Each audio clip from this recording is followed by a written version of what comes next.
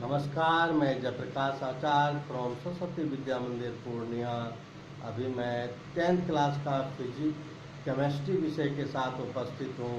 Topic है pH scale and importance of it in our daily life. What is pH scale? PH scale क्या है उसके विषय में हम समझते हैं और उसका महत्व क्या उपयोगिता है, महत्वपूर्ण क्या है, उसके विषय में हम समझेंगे। पीएच स्केल इन 1909 सोरेनसेन, एक साइंटिस्ट थे, सोरेनसेन एक्सप्रेस्ड पीएच स्केल। क्या कहा? The pH scale of A solution, solution means acidic, basic और salty. The pH of a solution is defined as the logarithm to the base 10 of the reciprocal of hydrogen ion concentration expressed in gram molecule per liter।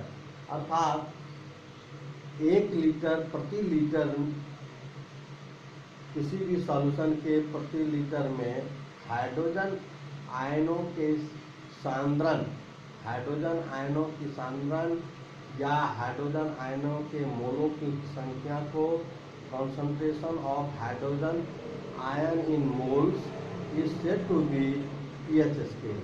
किसी भी solution में hydrogen ion की सांद्रण या OH ion की सांद्रण, hydrogen ion का सांद्रण होगा तो वह एसिडिक होगा, OH आयन का सांद्रण होगा तो वह बेसिक होगा, या ये दोनों नहीं होंगे तो वह न्यूट्रल होंगे। तो pH scale equal to log base 10 1 by hydrogen concentration of hydrogen atom। It means that minus log 10 hydrogen concentration। इसलिए concentration of hydrogen atom is 10 to the power minus pH। It means that अगर कोई वस्तु का किसी solution में hydrogen ion की सांद्रण 10 to the power minus 5 है तो pH वैल्यू क्या हो जाएगा? Minus log hydrogen plus ion is minus log 10 to the power minus 7। It means that minus and 7 minus that is plus 7। Okay, अगर 10 to the power 5 है किसी का solution में हाइड्रोजन आयन के साधन तो वह 7 हो जाएगा। सॉरी,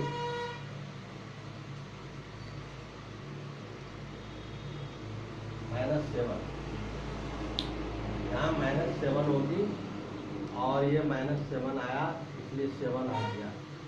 तो 10 to the power अगर -7 है तो पीएच स्केल का वैल्यू हो जाएगा 7। इसी तरह से हम लोग पीएच वैल्यू निकालते हैं। तो पीएच स्केल यहाँ दिखाया गया है, वह 0 से 7 एसिडिक होता है, 7 न्यूट्रल होता है जैसे वाटर और साल्ट दोनों न्यूट्रल है, ये 7 में रखा गया है, और 8 से 14 तक वह बेस में रखा जाता है। तो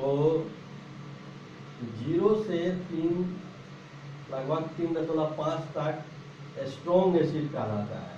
अब फिर 3.5 से 6.5 तक वीक एसिड कहलाता है।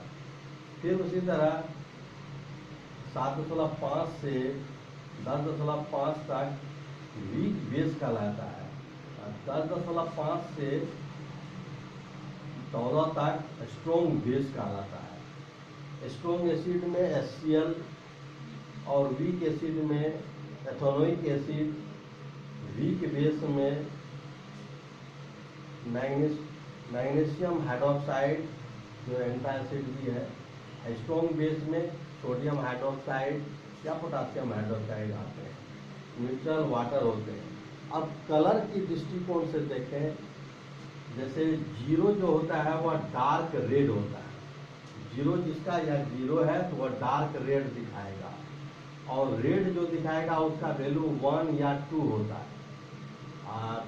ऑरेंज रेड जो दिखाएगा वह 3 होगा, ऑरेंज होगा तो वह 4 होगा, ऑरेंज और येलो कलर दिखाएगा तो 5 होगा, ग्रीन और येलो दिखाएगा तो 6 वैल्यू होगा, ग्रीन दिखाएगा तो 7 हो जाएगा, वह न्यूट्रल हो जाएगा, और ग्रीन ब्लू करके आएगा तो वह 8 होगा, और सिर्फ ब्लू हो जाएगा तो वह 9 हो जाएगा, नेवी ब्लू हो जाएगा तो 10 होगा, पर्पल होगा तो 11 होगा, डार्क पर्पल होगा तो वह 12 होगा, वायलेट कलर आ जाएगा तो 13-14 होगा। इस तरह कलर का डिस्प्ले होता है पीएच पेपर पर।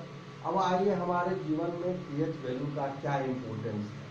पीएच इन डाइजेस्टिव सिस्टम, हम लोग जो खाना खाते हैं वह खाना कैसे पचता है, तो हमारे स्टोमक में एसियल एसिड निकलता है जिसको कहते हैं गैस्ट्रिक जूस। अगर यह तला गला भोजन या अधिक मसाले युक्त भोजन, हैवी डाइट अगर लेते हैं तो एसिड की मात्रा ज़्यादा हो जाता है, तो हमें एसिडिटी हो जाता है, तो पेट में दर्द, गैस इत्यादि बेचैनी उत्पन्न हो जाती है। तो उसके लिए हम लोग एंटी एसिड का उपयोग करते हैं, जैसे मैग्नीशियम हाइड्रोक्साइड, एंटी एसिड में मैग्नीशियम हाइड्रोक्साइड यूज करते हैं। इसका पीएच वैल्यू 10 होता है, तो एंटी एसिड का काम करता है, तो हमें राहत मिलता है।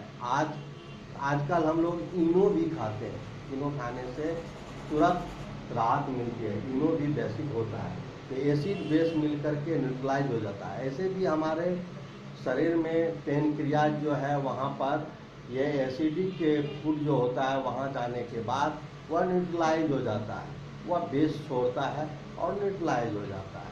इस प्रकार बाय नेचुरल हम लोग का डाइजेशन सिस्टम करता है। तो एसिडिक पीएच वैल्यू डिके घटने पर हम लोग के बॉडी में एसिडिक मात्रा बढ़ता है, उसको न्यूट्रलाइज हम लोग करना पड़ता है। अब दूसरा पॉइंट आता है टूथ डिके। टूथ डिके मतलब दांत का क्षय होना, दांत का झड़ जाना। बच्चों में या कुछ ज़्यादा उम्र होने के बाद भी दांत हमारे झड़ जाते हैं। क्या कारण है?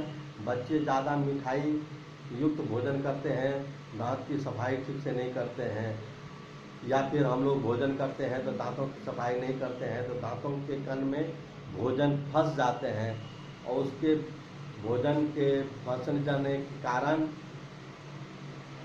उसमें बैक्टीरिया उत्पन्न हो जाता है। बैक्टीरिया रिएक्ट करने पर उसमें लैक्टिक एसिड या इसका पीएच वैल्यू घट जाता है, जिसके कारण दांत क्षय हो जाता है। वर्षा में भी एसिड रेन होता है, ताजमहल जैसे संगमरमर का डिके हो जाना, ये सब भी होते रहता है। तो हम लोगों को भोजन करने के बाद दांतों की सफाई अवश्य करनी चाहिए।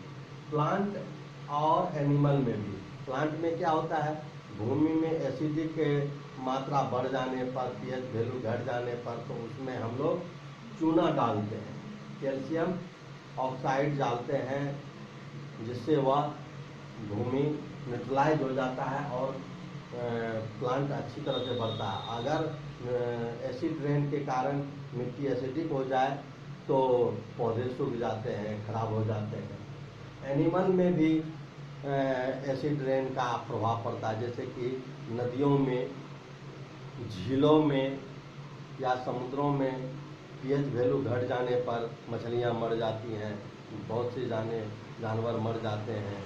इस प्रकार हमारे डेली लाइफ में भी पीएच वैल्यू के घटने से बहुत सारे हानियां होते हैं। बहुत सारे ऐसे पौधे हैं, चींटी है, जिसे लाल चींटी काटता है तो मेथोनिक एसिड होते हैं। हर्रा बर्रा बेड़नी काटता है तो वो न्यूट्रलाइज होता है। सांप के ब्लैक कोबरा काटने पर वह एसिडिक होता है, जो हमारे शरीर में दर्द उत्पन्न करता है। इस प्रकार एसिड की मात्रा हमारे बॉडी में बढ़ने पर हानि ही हानि पहुंचते हैं, तो उसको न्यूट्रलाइज करते हैं। जैसे नेटल के पौधे के स्टिंग होने पर भी मेथनोइक एसिड यूज होता है, वह भी हमें दर्द पैदा करता है। तो एंटासिड बेकिंग सोडा डाल करके हमें उसे न्यूट्रलाइज करते हैं। धन्यवाद।